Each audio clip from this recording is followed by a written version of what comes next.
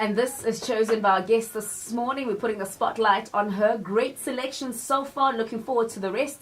Taking it way back and keeping it nice and local is Ishmael Avulegile Amasango. It's 11:15. It's a Wednesday, so which means it's spotlight time. And this morning we're putting the spotlight on Executive Director at Bidvest SA Nompumelelo Madisa. And she said I can call her Mpumi. So I'm glad that you said that. I can call you Mpumi. Sure. Good morning, Siswam. How are you feeling this morning? Morning, I'm good. Great. Why this particular song before we get into what you do? So this song is very close to my heart and my mom's heart, actually. So I grew up in a family where for half of my life I had both my parents, and for the other half of my life my parents divorced and my dad wasn't around. So the other half was very difficult. And this was my mom's and I indicator of when things were gonna go right. So when it was tough and we were praying for some kind of turnaround, when the song played, we knew that whatever we'd asked for would happen. So it's a very special song to myself. It's a breakthrough song. I think for you and so many other people, right? Yeah. Love that. If you just tuned in, our Mpumi Madisa is an executive director at Bidvest SA. She was also 2015-2016 finalist in Africa's most influential women in business and government corporate category, and was named in the top 200 young African leaders. And in her more than 10 years within the Bidvest Group, she has held various senior management and executive board director positions such as General Manager Business Development, Divisional Director Business Development, Corporate Affairs Director, and Sales and Marketing Director. Your CV, it almost like stresses me out. Because when I look at mine, it isn't as big as yours. No, it's not that hectic. Oh, really? I think the listeners also think it's quite hectic. Let's talk about you. You spoke about your upbringing earlier on, and I just want to know, what impact do you think your upbringing had on you to drive on your drive to actually succeed?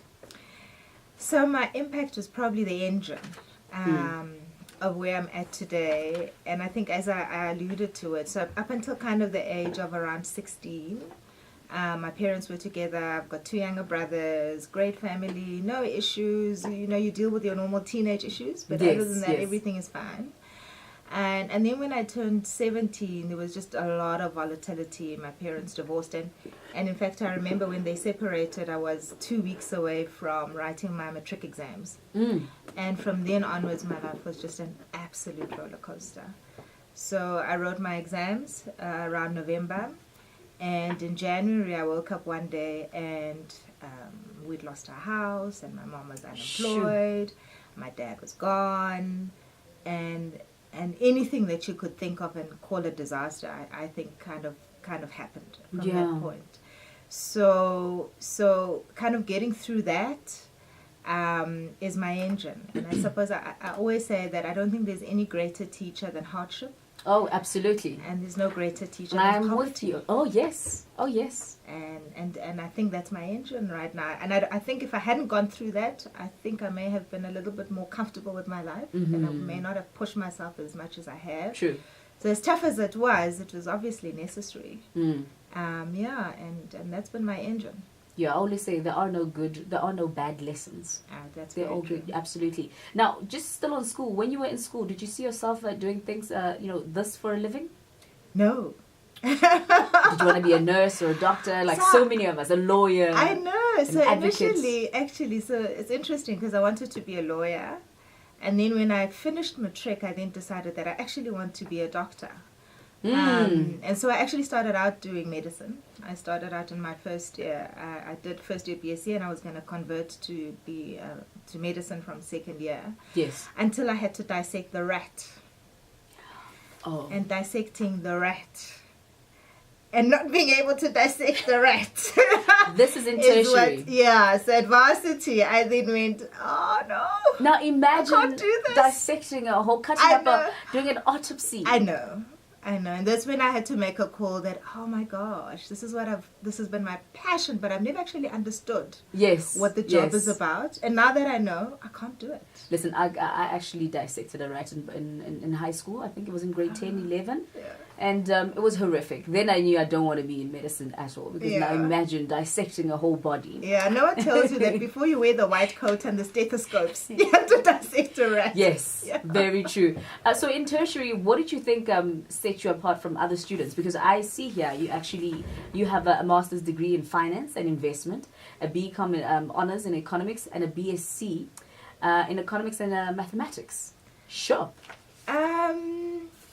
Yeah, I don't know if the right word is set me apart. I suppose I've just always been very academically orientated. So I do enjoy studying. I love studying. I'm lucky that I could major in mathematics. And again, my mother was a big influencer. So I grew up with a mother who was a teacher.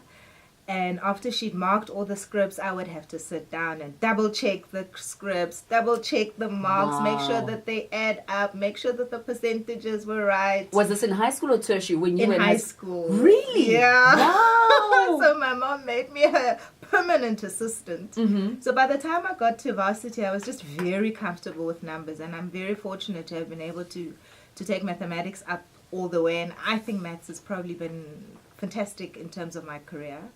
And then I've always just wanted to study more. I still want to do a PhD. I'm not sure in what, but I'm just, I enjoy books. I enjoy studying. Is it me, or does studying become more addictive as you get older? Because I find myself also studying, wanting to study more, and I've gone back to studying, but also reading more. Yeah. So I don't think that it's studying that becomes addictive. I think you get addicted to wanting to access more information and more data. And how you do it is different. So how could be going back to school and doing another degree or whatever. How could be getting hooked on reading certain types of books.